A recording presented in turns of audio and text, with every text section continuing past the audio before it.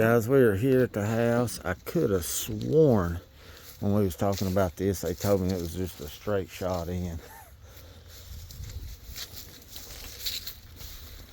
But that's what you get. It's not a straight shot by any means. So I'm gonna go in and see what we got here. Alright guys, so here's the trailer. I'll be coming in through this door here. And then we'll have to go over here.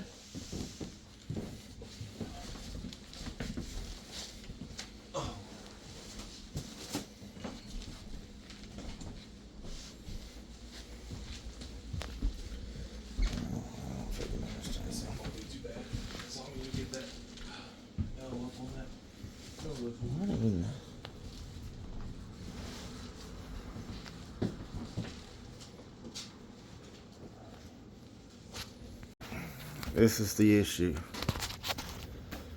So obviously if you're carrying by hand, you can't pick it up and put it on the cabinets because you got seal. However, we do have the no lift cart, but the no lift cart sets up so high, hell, we're in the ceiling.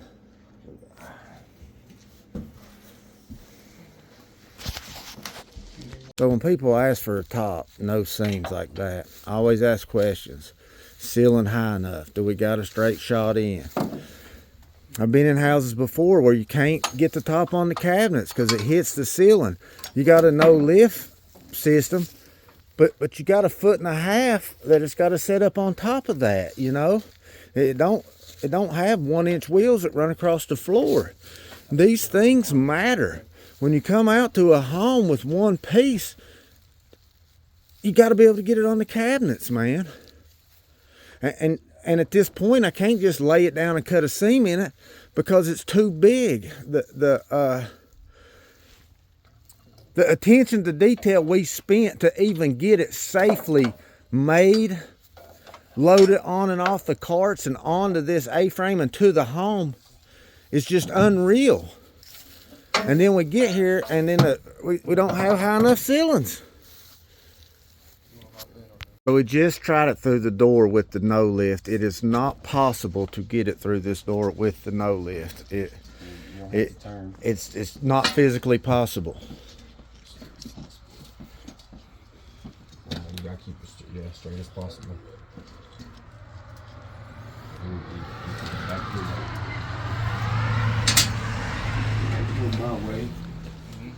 The only way we're going to be able to do it, because it's not even possible to get it in here and pick it up and put it on the cart normally.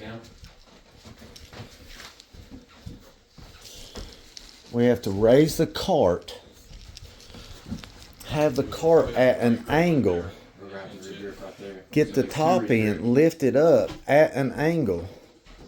Oh, but we would have to move this cart a bit so we can be careful of that. And once we get through here, We have to have an angle. kind of as if we're taking it back on Put it. it down. And then it'll have to be supported. And then somebody will have to support this so it don't go like that when we put it on there. It's very, very dangerous, very risky.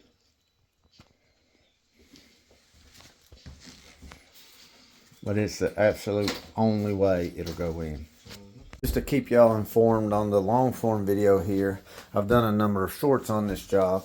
We had to cut the entirety of the sink out on site without blocking it because of the size of the top and how it had to be put in the house. No way it would have made it without breaking.